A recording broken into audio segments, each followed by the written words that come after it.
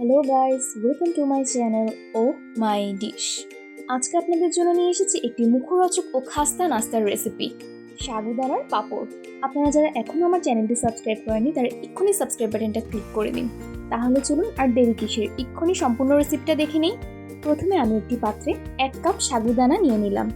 সাগুদানাকে আমরা সবাই রবি পথ্য হিসেবে ব্যবহার করে থাকি, কিন্তু এই সাগুদানা দিয়ে যে এত সুন্দর এক স্ন্যাক্স তৈরি করা হবে তা আপনারা আজকে ভিডিওতেই সম্পূর্ণ দেখতে পারবেন। সাগুদানার পাঁপড় বানানোর জন্য চুলোয় একটু কুসুম গরম পানি করে নিয়েছিলাম, সেটাই 1 কাপ এখন দিয়ে দেব। সাগুদানাটাকে ভিজিয়ে রাখার জন্যই এই কুসুম গরম পানিটা ব্যবহার করছি। কুসুম গরম পানিটা দেওয়ার পর 10 মিনিট রেস্টে রেখে দেব। 10 মিনিট পর ঢাকনা খুলে ব্লেন্ডারে সম্পূর্ণ সাগুগুলোর সাথে আরেকটু পানি দিয়ে ব্লেন্ড করে নেব।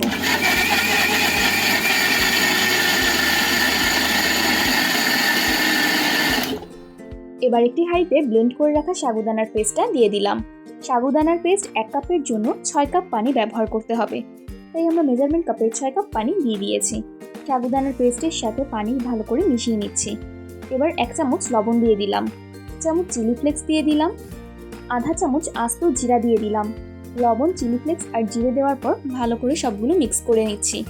যতক্ষণ পর্যন্ত এটা ঘন না হয় ততক্ষণ পর্যন্ত এভাবেই অনবরত নাড়তে হবে।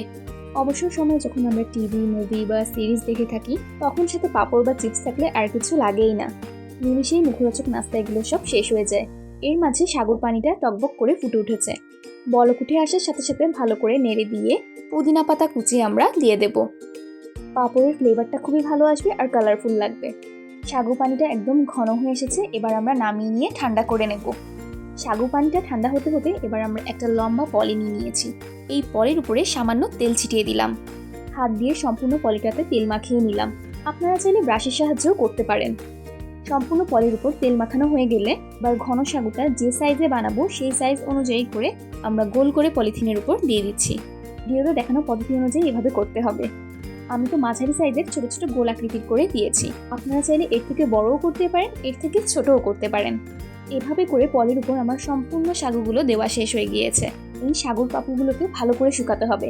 আপনারা চাইলে 3 ভাবে এই সাগুর পাঁপড়গুলো শুকাতে পারেন। প্রথমে আপনারা কড়া রোদে শুকাতে পারেন, দ্বিতীয়ত চুলোর নিচে দিয়ে শুকাতে পারেন, তৃতীয়ত ফ্যান যখন চলেই ফ্যানের নিচে দিয়েও শুকিয়ে নিতে পারেন। 2 দিন পর সাগুদানার পাঁপড়গুলো একদম পারফেক্টলি শুকিয়ে গেছে। এখন আমি তেলে ভাজতে দিয়ে দিলাম। দেখতেই পাচ্ছেন গরম তেলে দেওয়ার সাথে সাথে পাঁপড়টা তৈরি হয়ে গিয়েছে। এই পাঁপড়গুলো ভাজতে খুব বেশি সময় লাগে না, তেলে দেওয়ার সাথে সাথেই হয়ে যায়। সাগুদানার পাঁপড়গুলো ভাজার সময় চুলোর আঁচটা একদম মাঝারি রাখতে হবে। আপনাদের সুবিধার জন্য আমি আরও কয়েকটি ভেজে দেখিয়ে দিচ্ছি। একদম সেম প্রসেসে সবগুলো পাঁপড় আমরা ভেজে নেব। তেলটা সামান্য গরম হলেই তেলে ভাজতে দিয়ে দেবো, আর সাথে সাথে দেখতেই পাচ্ছেন হয়ে গেছে। সাগুদানাতে আসলে অনেক পুষ্টিগুণ রয়েছে। আমাদের শরীরে প্রচুর দ্রুত শক্তি বাড়ায়, হজমের সহায়তা করে, আর গ্লুটেন ফ্রি তো আছেই। প্রত্যেকের বাসায় ছোট বড় সদস্য তো রয়েছেই। এই ধরনের মুখরোচক নাস্তাগুলো সবারই অনেক পছন্দের, আর খুবই কম সময় লাগে এই সাগুদানার পাঁপড়গুলো ভাজতে। আপনারা চাইলে এরকম অনেকগুলো পাঁপড় একসাথে তৈরি করে রেখে সংরক্ষণ করতে পারেন। যখন খেতে মন চাইবে ঝটপট ফ্রাই করে ফেলবেন। তাহলে আপনারাও এখন ঘরে মাত্র কয়েকটা উপকরণ দিয়ে তৈরি করে ফেলুন মজাদার সাগুদানার পাঁপড়। এবার আপনাদেরকে ভেঙে দেখাই কী পরিমাণ মচমচে আর খাস্তা হয়েছে এই সাগুদানার পাঁপড়।